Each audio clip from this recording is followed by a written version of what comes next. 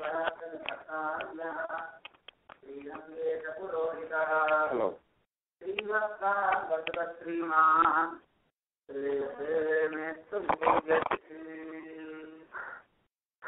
దగ్గర పెట్టే స్వామివారికి ఫోన్.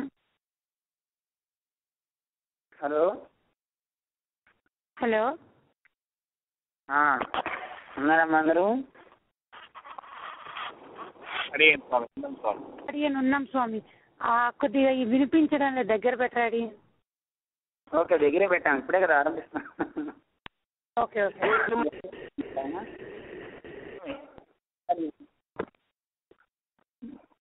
జై శ్రీమన్నారాయణ. జై శ్రీమన్నారాయణ రావు గారు.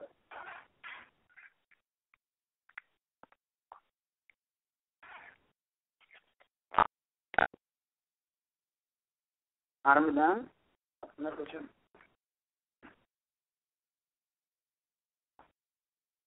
నిన్నటి రోజున ద్వైమంత్రం యొక్క వైభవాన్ని మన పరాశర భట్టర్ వారు చెప్పిన 2 శ్లోకాలని మనం అమ్మవారి యొక్క వైభవాన్ని మనం నిన్న లక్ష్మీదేవి యొక్క పురుషకారం ఉంటే, అంటే ఆవిడ యొక్క సిఫార్సు కనుక చేసినట్లయితే మనందరం పరమాత్మ దగ్గరికి వెళ్ళగలుగుతాం అని నిన్నటి రోజున మనం తెలుసుకున్నాం.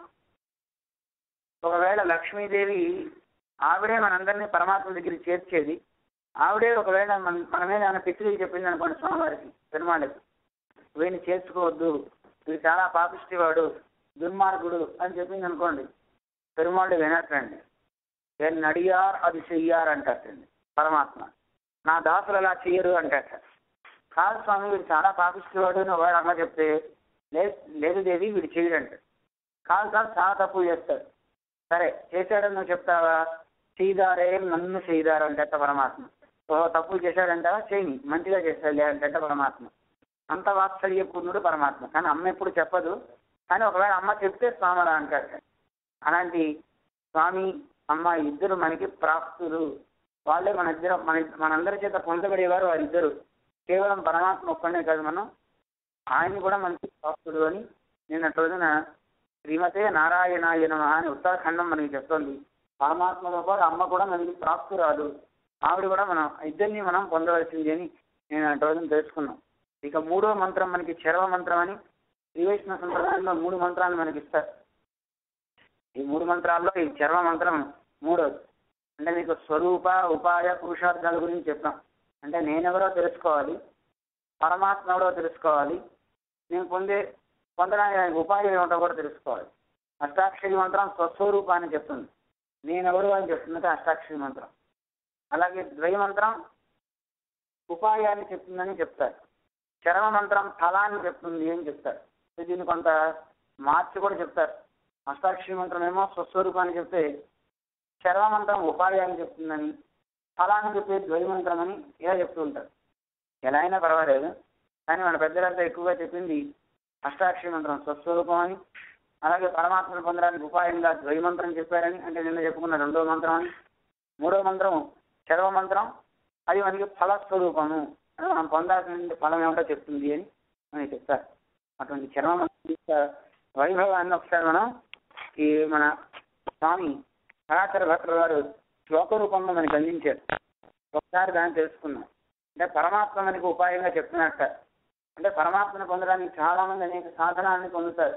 కర్మలు చేస్తే పరమాత్మను మనం పొందగలుగుతాం, లేదు ధ్యానం చేస్తే పొందుతాం, లేదు భక్తి, ఏదో ఒక దాంతో మనం పరమాత్మను పొందొచ్చని ప్రతి వాళ్ళు వాటిని ఉద్యమిస్తారు. ఎందుకంటే భక్త్యాత్మ అన్యయా శక్య అన్నాడు భగవద్గీతలో స్వామి. నువ్వు దొరకాలంటే ఎలా దొరుకుతావయ్యా అంటే భక్తి చేత మాత్రమే దొరుకుతాయని చెప్పేటారు. అంటే ఒక చోట మనం పొందాలంటే కర్మలు బాగా చేస్తే నేను తగ్గ వాళ్ళకి దొరుకుతానన్నట్ట. అంటే కర్మ చేయాలంటే ఆ కర్మలో జ్ఞానం ఉండాలి.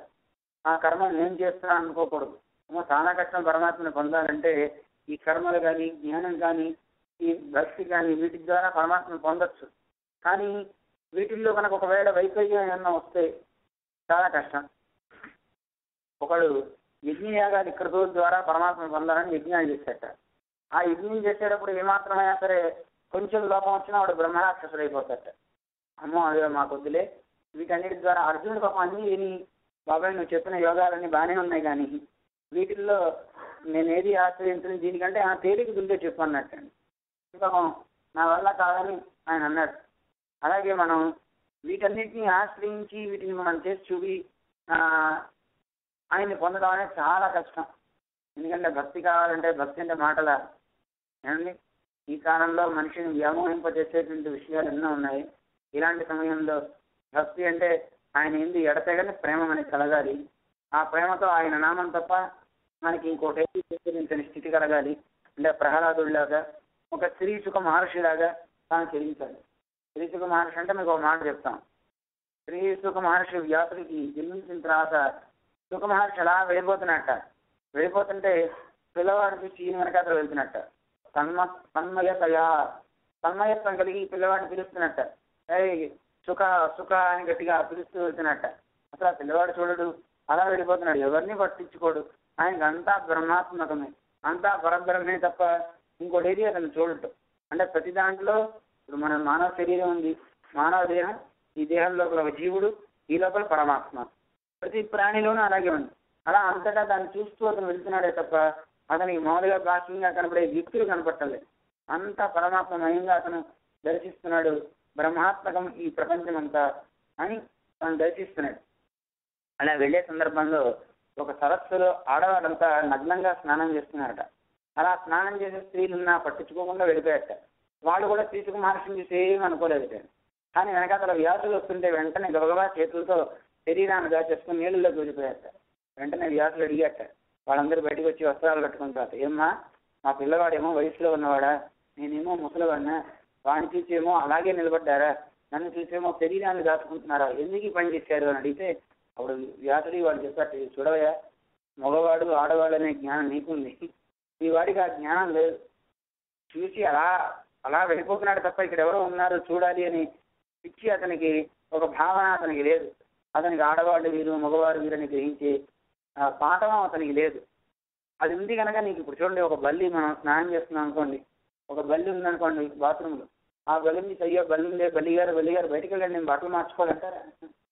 ఏమండి, పిల్లవాడి దగ్గర తల్లి బట్టలు మార్చుకుంటూ ఉంటారు ఆడవాడు. అలా అనుకున్నప్పుడు వాడికి జ్ఞానం ఏమి ఉండని దశలో ఆ తల్లి అలాంటివి పట్టించుకోరు. ఎందుకంటే వాడికి స్త్రీ పురుషాది భేదం వాడికి లేదు. ఒక వయసు వచ్చిన తర్వాత ఆ జ్ఞానం వచ్చిన తర్వాత మళ్ళీ వాడిని దూరం పెడతారు కదా.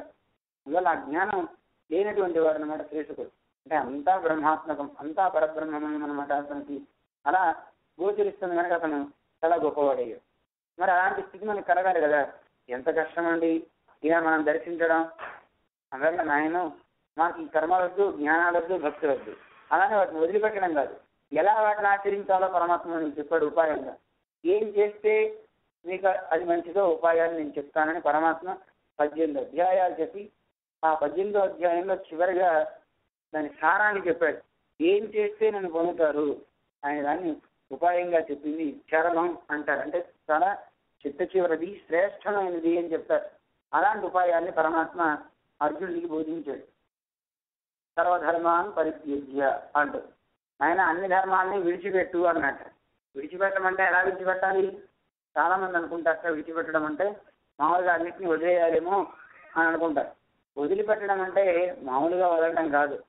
సర్వధర్మాన్ని పరిత్యజ్య అంటే బుద్ధిపూర్వకంగా నువ్వు చేసే కర్మలో కర్తృత్వాన్ని వదిలిపెట్టాయి. నేను చేస్తున్నాను అనే కర్తృత్వాన్ని వదిలి నువ్వు కార్యం చెయ్యి. అర్థమవుతుందా? నువ్వు భక్తి చెయ్యి, దేవుణ్ణి పూజ చెయ్యి, ఒక కర్మం చెయ్యి, జ్ఞానంతో తగ్గ నువ్వు ఉండు.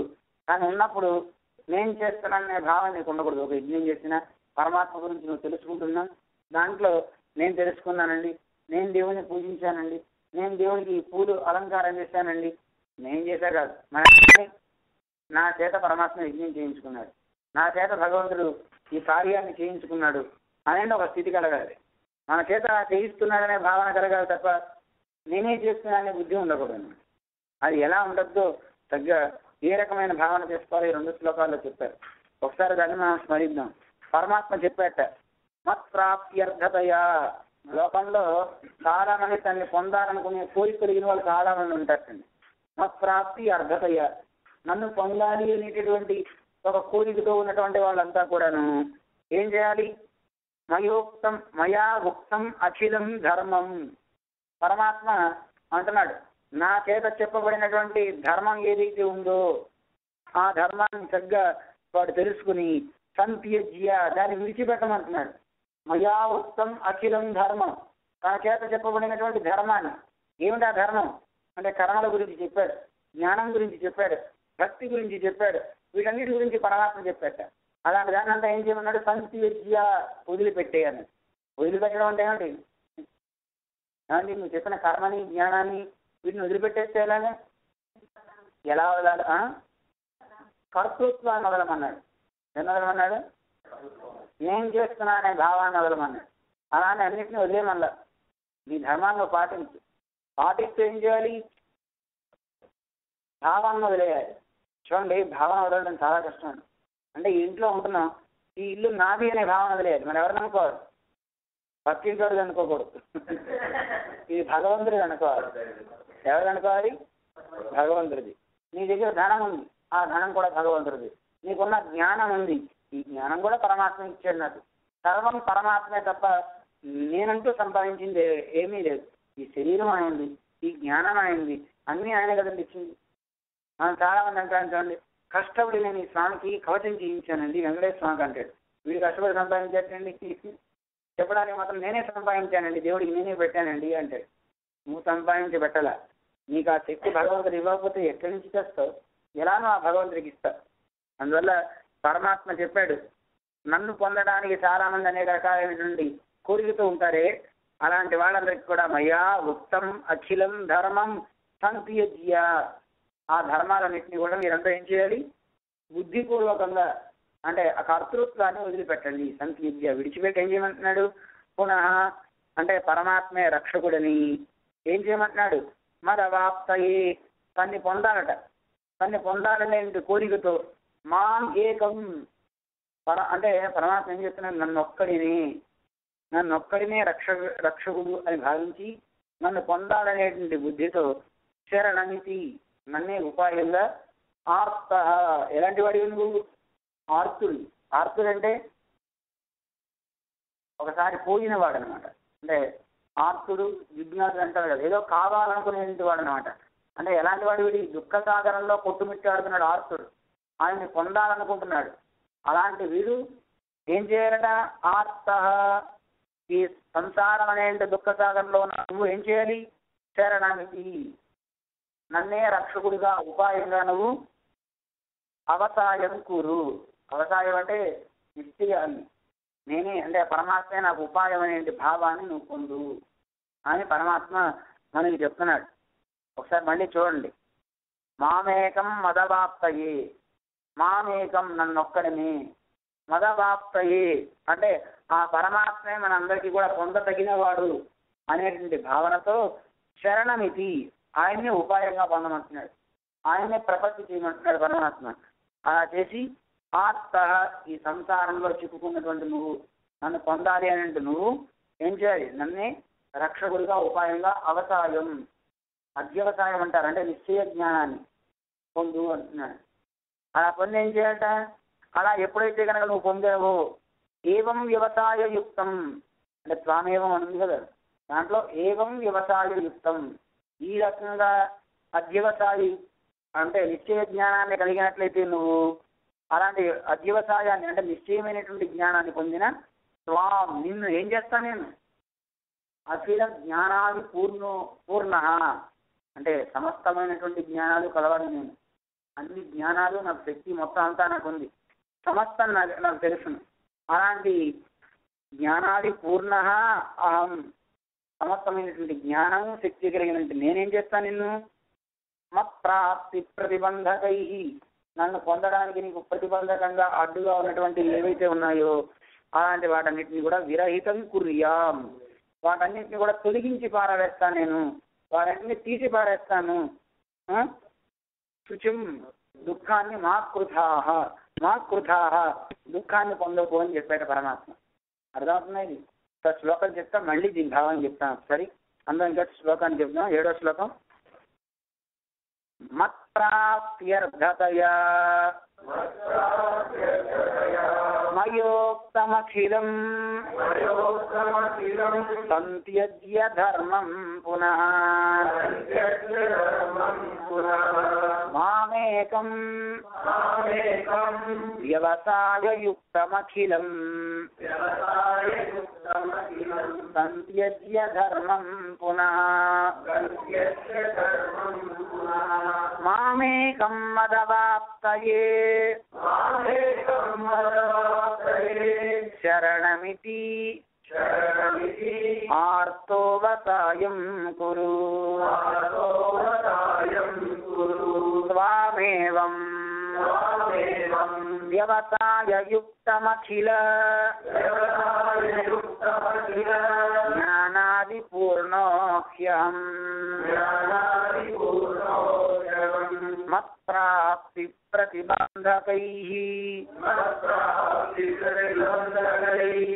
విరహితం కుర్యాం శుచం మా కృథా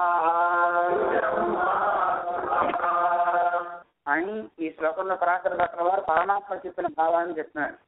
ఏం చెప్తున్నారు ఒకసారి ఫస్ట్ లైన్ చూడండి. పరమాత్మని పొందాలనుకునే వాళ్ళు చాలా మంది ఉంటారట. మత్ప్రాప్తి అర్ధతయ, నన్ను పొందాలనుకునేటువంటి వారు చాలా మంది అందరూ కూడాను మయోక్తమఖిలం, ఎవరైతే నన్ను పొందాలి అనుకుంటున్నారో అలాంటి వాళ్ళకు ఒక ఉపాయాన్ని చెప్తున్నా వినండి. ఏమంటే ఆ ఉపాయం మయా ఉక్తం అఖిలం ధర్మం సంత్యజ్య. నేను ఏదైతే చెప్పానో అంటే నన్ను పరమాత్మను పొందడానికి ఎన్నో ఉపాయాలు చెప్పాట. ఏమో ఉపాయాలు చెప్పాడు? యజ్ఞము, దానము, తపస్సు కావచ్చు, ఇవన్నీ కర్మలు, అలాగే జ్ఞానం కావచ్చు, భక్తి కావచ్చు, ఇలా పరమాత్మను పొందడానికి ఎన్నో ఉపాయాలు చెప్పాట పరమాత్మ మన గీతలో. ఈ ఉపాయాలన్నింటినీ ఏం చేయమంటున్నాడు? సంత్యజ్య. ఏం చేయమన్నాడు అంటే వదిలిపెట్టమన్నాడు. అంటే ఎలా వదిలిపెట్టమన్నాడు? ఉపాయ బుద్ధితో వదిలిపెట్టమన్నాడు. ఎలా వదిలిపెట్టమన్నాడు?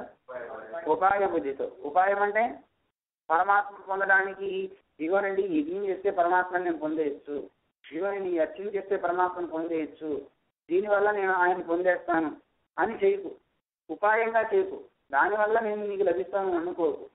నాకు ఆయనకి ఇష్టం కలగాలి, నేను వీడిని పొందాలి అనే భావన ఆయనకి కలగాలి. అందువల్ల నువ్వు చేయి కార్యాలు విడవకు. యజ్ఞో దానం తపస్సేవ పాదనాన్ని మనీషినామని మనకి శాస్త్రం చెప్తాను. వాటన్నిటిని కూడా నత్యాజ్యం కార్యమేవ తత్, వాటిని ఎప్పుడు కూడా విడిచిపెట్టకూడదు. ఆ కార్యాన్ని ఏం చేయాలి? చెయ్యాలి. చాలామంది ఏమనుకుంటారంటే ఇవన్నీ ఎందుకండి, ఒకసారి హరినామం చెప్తే చాలు కదా, అన్నీ పోతాయి కదా అనుకుంటారు.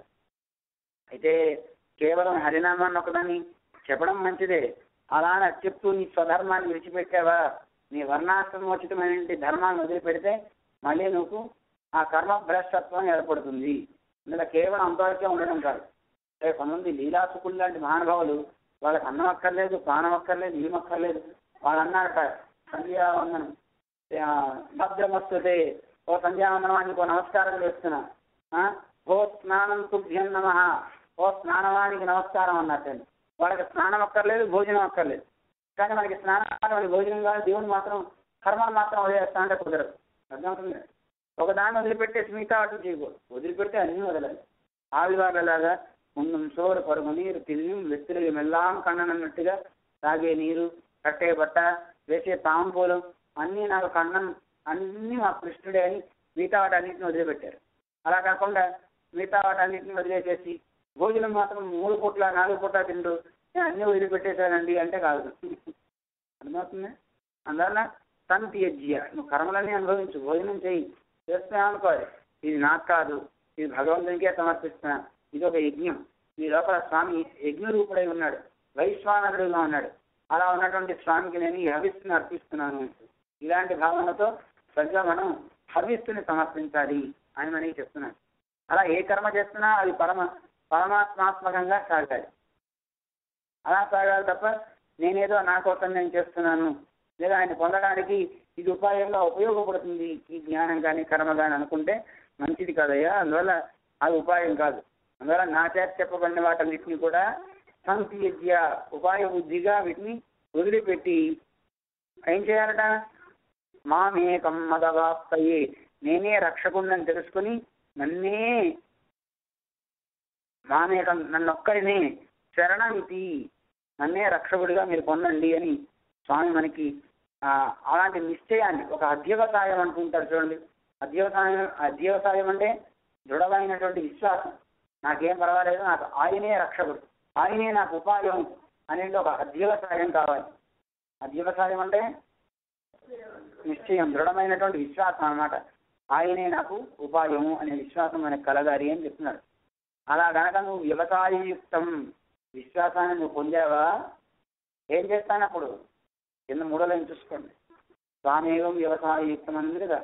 ఒకవేళ కనుక నువ్వు వ్యవసాయయుక్తుడు అయితే, అంటే దృఢమైన విశ్వాసాన్ని నువ్వు పొందినట్లయితే, అప్పుడు అలాంటి ఏవం వ్యవసాయయుక్తం, అలాంటి వ్యవసాయయుక్తుడివి అంటే దృఢమైనటువంటి విశ్వాసాన్ని పొందినవాడు నువ్వైతే, అలాంటి నిన్ను అఖిల జ్ఞానాది పూర్ణ అహం, సమస్తమైనటువంటి జ్ఞానం నాకు ఉంది. చాలా మంది వెర్రితగా వేస్తుంటారు, కొంచెం వస్తే చాలు నాకు వచ్చింది ఇంకెవడికి రాలేదని అనుకుంటుంటారు. నా అంత పూర్ణుడు ఇంకోటి లేడు అనుకుంటారు. కానీ ఆయన అన్నీ తెలిసినాడు కదా, సర్వజ్ఞానాలు ఆయనకు ఉన్నాయి. సర్వజ్ఞ సర్వవిత్ అని మనకి వేదం చెప్తుంది. సర్వజ్ఞుడు ఆయన, సర్వవిత్ అని మనకి శాస్త్రం చెప్తుంది. అన్నీ తెలిసినవాడు. అంటే సర్వజ్ఞుడు వేరు, సర్వవిత్తు వేరు. అర్థమైందే? సర్వజ్ఞుడు అంటే అన్నీ తెలిసినవాడు.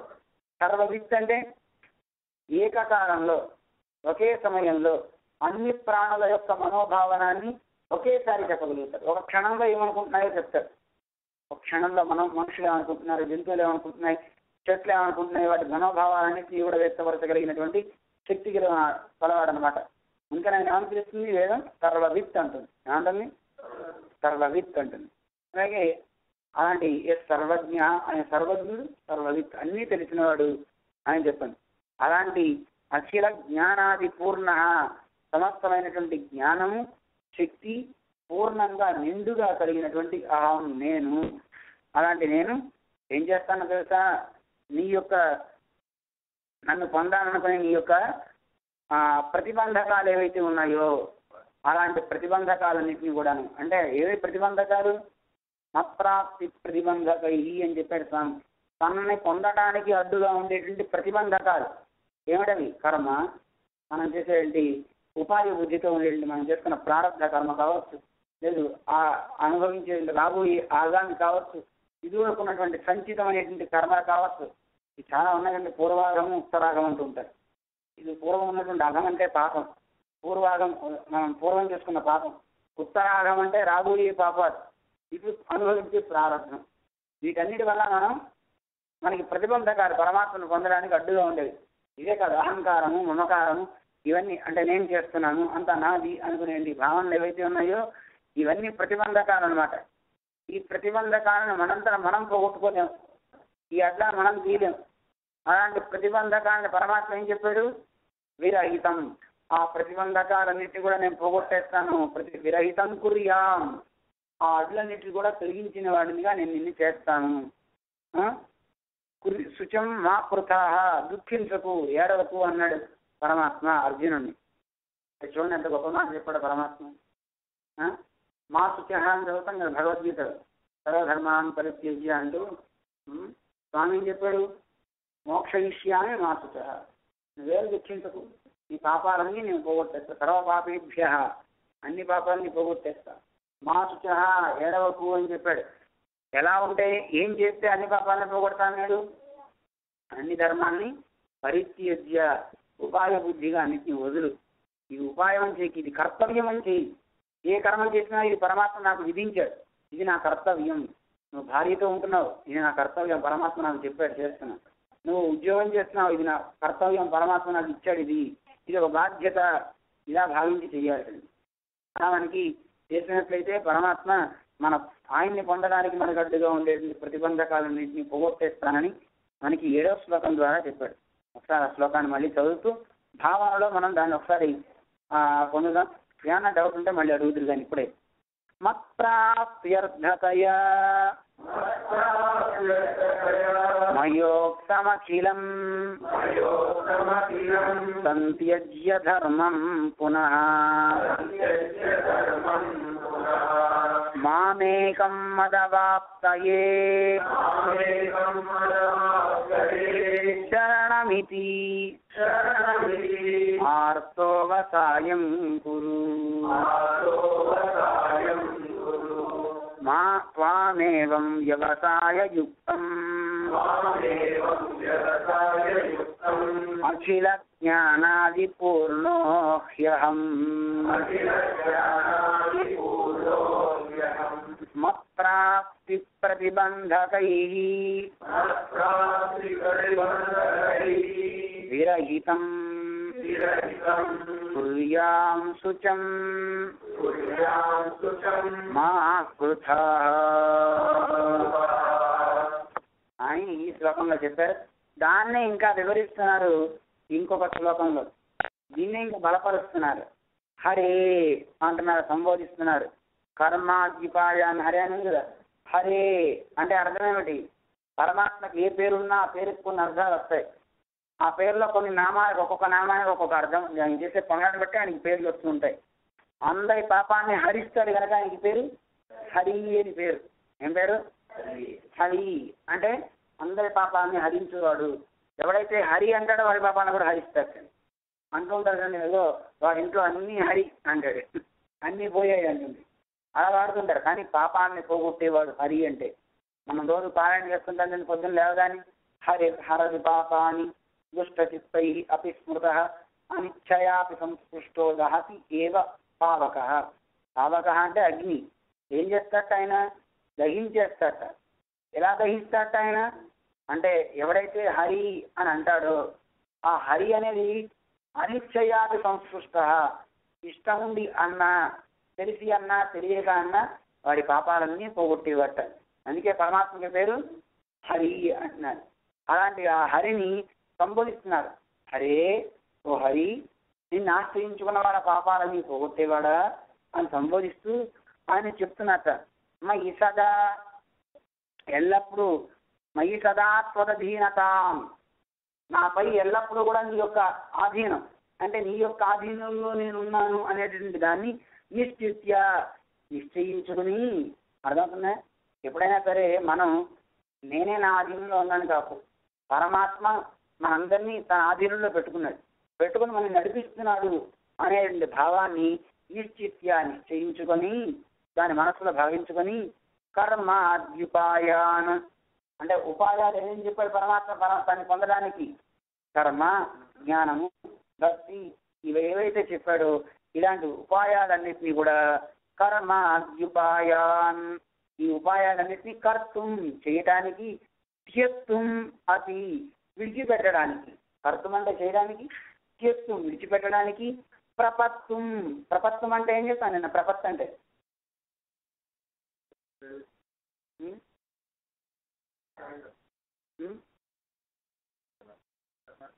ప్రపత్ అంటే ఏం చేస్తాం?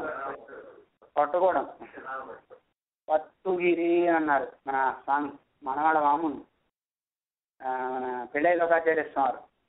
ప్రపత్తి అంటే ఏమిటి? పట్టుగిరి, పట్టుకోవాలి. ఇలా దేంతో పట్టుకోవాలని చెప్తాను? మనస్సుతో. ఆయనే నాకు రక్షకుడు అని మనస్సుతో పట్టుకోవడాన్ని ప్రపత్తి అంటారు. ఆయన తప్ప నాకు ఇంకో దిక్కు లేదు అని చేయాలన్నమాట. ప్రపత్తి అంటారు దానికి పేరు. అలాంటి ప్రపత్తి చేయడానికి కానీ చూడండి అంత బాగా చెప్పారు. కర్మ వ్యుపాయాన్, నిన్ను పొందడానికి ఏవైతే కర్మ ఆది అంటే కర్మ, జ్ఞాన, భక్తి మొదలైన వాటన్నిటిని కూడా కర్తం చేయడానికి, తీర్థం విడిచిపెట్టడానికి, ప్రపత్తం నువ్వే రక్షకుడు అని పట్టుకోవడానికి కూడా ఆనలం అశక్తుడని, శక్తి లేని వాడిని, అంటే నాకు ఇవేం చేత కావట్లేదు, అందువల్ల నేను ఎలా ఉన్నా దుఃఖాకుల, ఈ దుఃఖంతో ఆకులమైపోయాను. అంటే నా మనస్సు అంతా కూడా దుఃఖంతో నిండిపోయింది. సీదా మీ దుఃఖాకుల, హే స్వామి ఓ హరే, నేను ఇలా ఈ సంసారం అనేది సాగరంలో నేను ఇలా పడిపోయాను, దుఃఖం చేత నేను ఉండిపోయాను. అయితే ఏం పర్వాలేదు, నాకు అలా ఉన్నటువంటి నాకు ఏమైందో తెలిసిన తే చరమం వాక్యం, తే నీ చేత చెప్పబడినటువంటి చర్మం వాక్యం, పరమాత్మ చరమ వాక్యాన్ని ఒక మంత్రాన్ని, చరమ శ్లోకాన్ని ఒక దాన్ని చెప్పాక, అంటే నువ్వెలాంటి వాడివి, ఎవరికి అందినటువంటి పరత్వంలో ఉన్న నువ్వు మా అందరికీ అందడానికి సౌలభ్యాన్ని నువ్వు పొంది అంటే సులభుడు వై ఒక కృష్ణుడిగా వచ్చావు. అందులో ఎలా ఉన్నావు నువ్వు?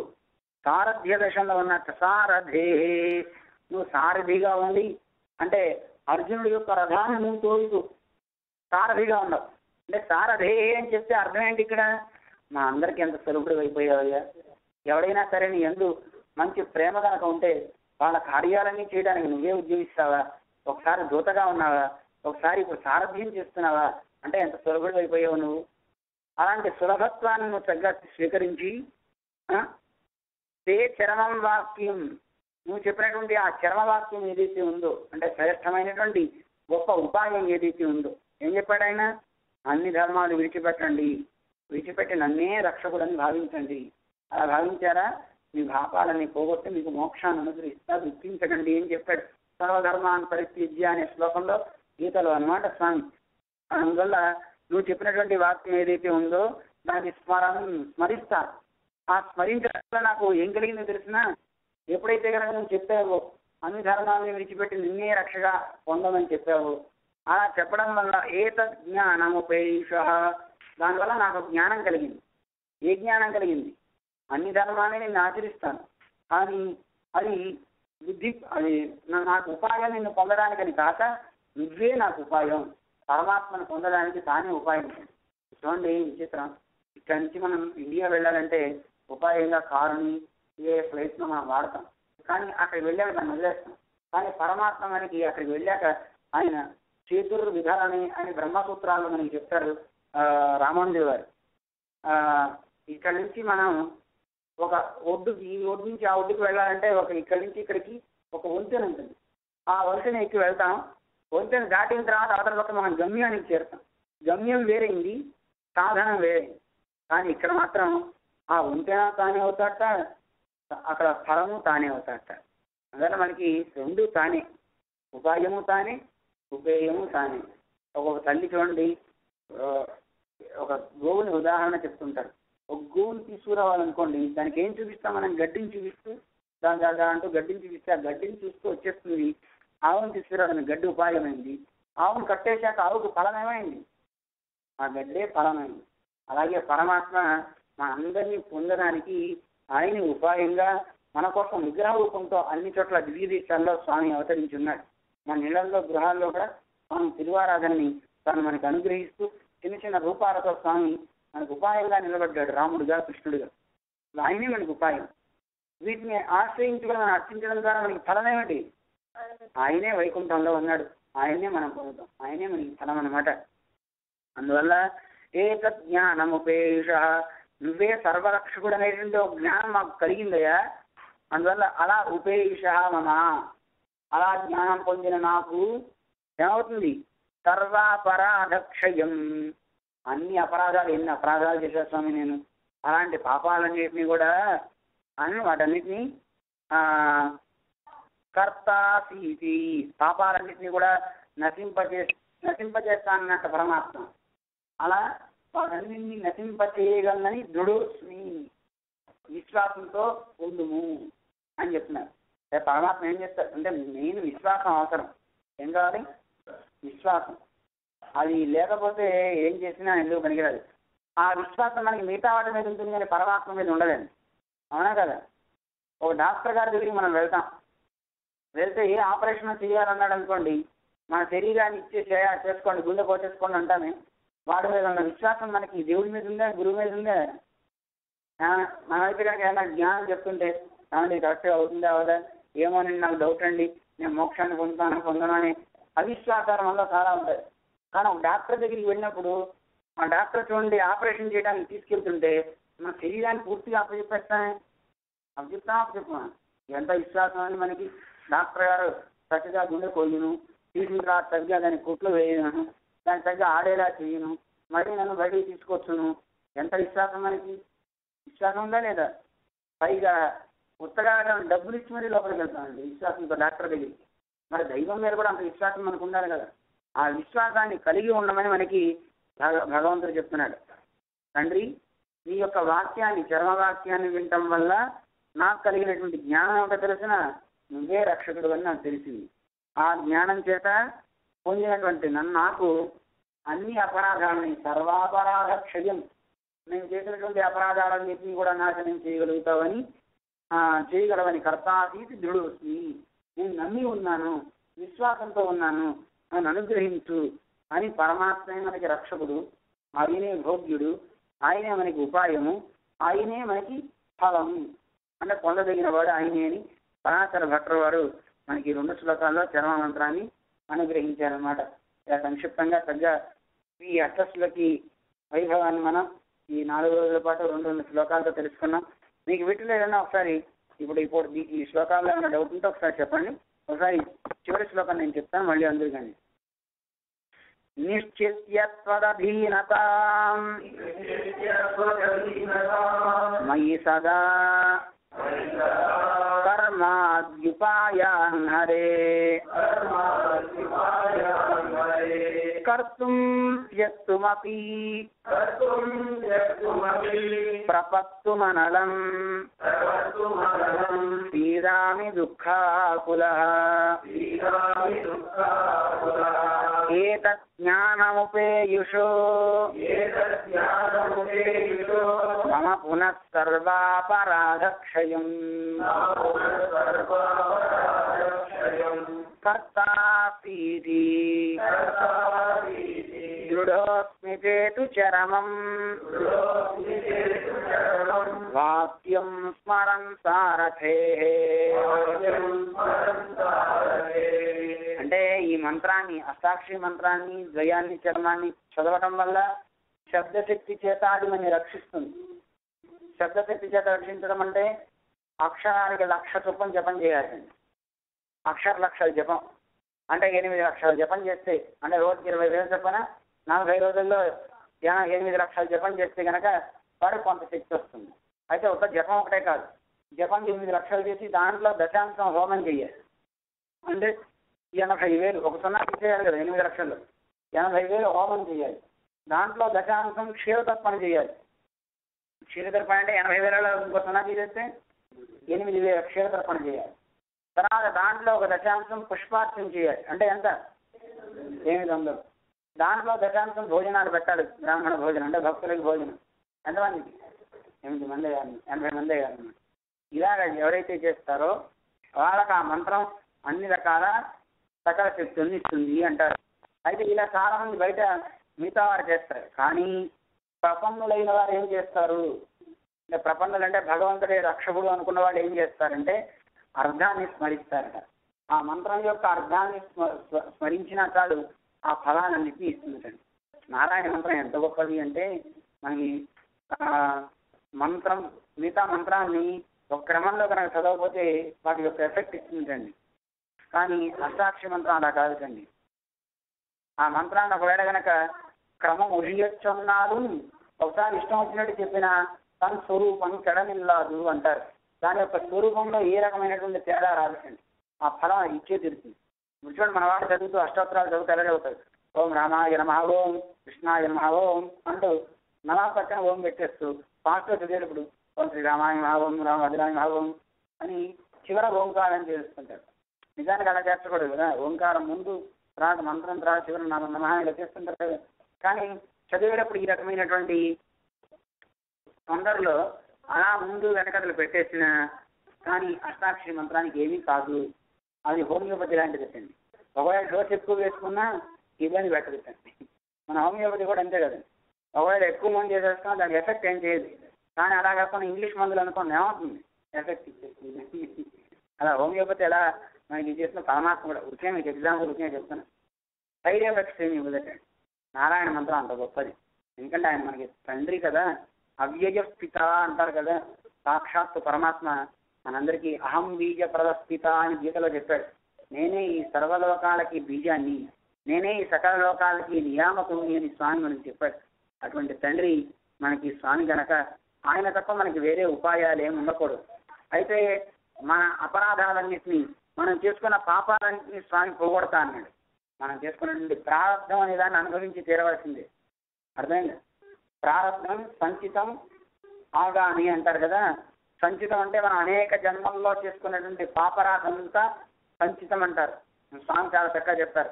ఒక బాగా గోను సంచిలో పెట్టుకున్నటువంటి సంచి అంటుంటారే, అదంతా ఒక సంచి అనుకోండి. ఆ సంచిలో బియ్యం మనం ఇంటికి తెచ్చుకున్నాం అనుకోండి, అది సంచితం. అయితే దాన్ని ఒకేసారి సంచిలో ఉన్న బియ్యం మొత్తం ఒకే రోజు తింటారా? తినం కదా. దాన్ని ఈ రోజు మనం తినడానికి కావాల్సిన బియ్యం వరకు మనం పోసుకుంటాం గిన్నెలో, దాన్ని వండుకుంటాం. దానికి పేరు ప్రారంధం అంటారు. అయితే గిన్నెలో ఉన్నది మొత్తం కూడా ప్రారంధం కాదండి. ఏది ప్రారంధం? నువ్వు ఎంత తింటావో అంతే. అయితే ఆకులో పెట్టుకున్నదంతా కూడా ప్రారంధం కాదండి. ఆకులో పెట్టుకున్నది నీకు ఎక్కువైతే మరి పారేయచ్చు. మన వాళ్ళు ఆకుల్లో పెట్టుకుని కొంచెం తింటారు, మిగతా అంతా పారేస్తారు కదా. అందుకని ప్రారంధం ఏది? నువ్వు ఏది తింటావో అది లోపలికి ప్రవేశించింది. అయితే లోపలికి వెళ్ళిన ప్రారంధాన్ని కూడా బయటికి తీసుకురావస్తుంది, వాంతి చేసుకుంటే కూడా పోతుంది. కానీ ఆ ప్రారంధాన్ని అనుభవించడానికి వీలు లేకుండా చేసిన ఒకసారి డైజెషన్ అయిపోయిన తర్వాత అది నెత్తురులో కలిసిపోయిందంటే దాన్ని మళ్ళీ బయటికి తీసుకురాగలమా? అందువల్ల ప్రారంధాన్ని అనుభవించే తీరవలసింది. నా వృత్తం క్షీయతే కర్మ కల్పకోటి శతైరపి అని స్వామి చెప్పాడు మనకి గీతలో, మనకి శాస్త్రంలో. అందువల్ల నువ్వు ప్రారంధ కర్మను అనుభవించి తీరవలసిందే. అవసరమైతే ఆగామిని రాబోయేటటువంటి అనుభవించాల్సిన పాపకర్మాన్ని తీసేయచ్చు, ఇంతకుముందున్న సంచితాన్ని తీసేయచ్చు. ప్రారంధం మాత్రం ఈ శరీరం ఉన్నంత వరకు అనుభవించి తీరవలసిందే. అక్కడికి కావాలంటే మరి ఏమంటే ఎలా తీసేస్తారు ఇది అంటే, మనం చేసుకున్న పుణ్యపాపాలు ఉంటాయి కదా. ఈ పుణ్యపాపాల్లో ఈ సంచితంలో ఉన్నటువంటి ఏ బరువు అయితే ఉందో ఆ కర్మ, దాని మొత్తాన్ని మనని ద్వేషించే వాళ్ళందరికీ ఇచ్చేస్తారు. మనని ప్రేమించే వాళ్ళందరికీ మన చేసిన మంచి పుణ్యాలను ఆయనకి ఇస్తారు. మరి లోకంలో ఏ మనిషి అయినా ఒక కార్యం చేయడంలో ప్రవృత్తి కలుగుతుందంటే వాడు చేస్తున్న కర్మ వాసన బుద్ధి అంటే, వాసన రుచులు అంటారు తెలిసిన. అంటే రుచి అంటే ఒకసారి మనకి ఒక దాని యందు ఒక భావం ఇదివరకు ఒక బుద్ధి కలిగి ప్రవృత్తి కలిగి దాన్ని మళ్ళీ భావించి చేస్తాం కదా, అంటే రుచి అంటారు. కానీ వాసన చూసారా, అబుద్ధిపూర్వకంగా అనుకోకుండా కర్మలో ప్రవేశించడం. ఇప్పుడు చూడండి, ఒక ఆవు అనుకోకుండానే పుట్టగానే చూడండి శిశువు వెళ్ళి తల్లి యొక్క స్తన్యాన్ని వెతుక్కుంటుంది. ఆవు పుట్టగానే ఎక్కడ ఉంది తల్లి స్తన్యాన్ని వెతుక్కుంటూ ఉంటుంది. కారణం అంటే అది వాసన. ఇదివరకు దానికి ఆ భావాన్ని ఒకసారి చెవి చూసింది కనుక వెళ్ళి మళ్ళీ దాని మీద ప్రవృత్తికి వెళ్తుంది. కానీ రుచి ఉంది చూసారా, ఒకసారి అనుభవించాం మనం, ఒకసారి యాత్రికాయనో లేదా దీనిలో తిన్నాయన, ఆ రుచి తెలిసి మళ్ళీ దీన్ని బుద్ధిపూర్వకంగా దీని మీదకి వెళ్తాం. కానీ కొన్ని అనుకోకుండానే మనం చేసేస్తుంటాం పాపం. అలా ఈ వాసన రుచులు ఏవైతే ఉన్నాయో వీటన్నిటినీ కూడా పరమాత్మ తన అనుగ్రహం చేత మనం వాటిని పోగొట్టి మనందరినీ సక్రమమైన మార్గంలో పెడతాడు. ఎప్పుడు పెడతాడు? వాడే నాకు రక్షకుడు, తను తప్ప నాకు ఇంకో భోగ్యత లేదు, ఆయన ఎలా నడిపిస్తే అలా నడుస్తాను అనే భావన మనలో కలగాలి. అలాంటి భావన మనకి ఇచ్చేటటువంటిది అర్ధశక్తి అంటారు. ఆయనే మనకి రక్షకుడు అనే పరిపూర్ణమైనటువంటి అర్థం మనకి కావాలి. చూడండి, కేవలం మంత్రభాగం చదివితే ఉండేదానికి దాంట్లో ఉండే అర్థం తెలిస్తే ఉండేదానికి చాలా వేరుంది కదా. అందులో పరిపూర్ణమైనటువంటి భావన మనకు కలగాలి. వాడే నాకు సర్వరక్షకుడు అనండి ఆ భావన మనలో అంకురించినాడు. ఆయన మన యొక్క పాపాలన్నింటినీ కూడా సర్వాపరాధ క్షయం, అన్ని పాపాలని నాశనం చేయగలిగేది స్వామి అని మనకి తెలుస్తుంది. దానివల్ల మనం ఆయన తగ్గ ఆయన యొక్క అనుభూతిని మనం పొందగలుగుతాము అని మనం చెప్తాను. అటువంటి శ్లోకాల యొక్క అర్థాన్ని మన పరాశర భట్టర్ వారు 8 శ్లోకాల్లో మనకి అష్టాక్షరి మంత్రం యొక్క, ద్వైమంత్రం యొక్క, చర్మ మంత్రం యొక్క అర్థాన్ని తగ్గ మనకి అందించారు. వీటిని స్మరిస్తూ ఈ అర్థాన్ని తగ్గ భావిస్తూ ముందుకు సాగుదాం. జై శ్రీమన్నారాయణ. శ్రీ పరాశర భట్టార్య శ్రీ రంగేశ పురోహిత శ్రీవత్సాంత శ్రీమాన్ శ్రేయసే మేస్తు భూయసే. ఓం అస్మద్గురుభ్యో నమః. జై శ్రీమన్నారాయణ. జై శ్రీమన్నారాయణ. జై శ్రీమన్నారాయణ. జై శ్రీమన్నారాయణ. జై శ్రీమన్నారాయణ. విన్నారా అందరూ? విన్నాం స్వామి. ఓకే, అక్కడికి వస్తాం మళ్ళీ మేము. ఎదురు చూస్తాం ఈరోజు. అదే ఇప్పుడు ఆరాధన చేసుకోవాలి, అందుకే గబగబా ఆపేసాం మీకోసం.